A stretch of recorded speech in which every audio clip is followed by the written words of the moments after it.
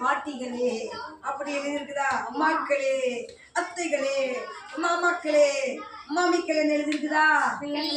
யார் பிள்ளைங்க? தெரியலையே. நீங்களா? அக்கா சொல்றோம். நாதா நாதா சொல்லுங்க. நாதா நாதா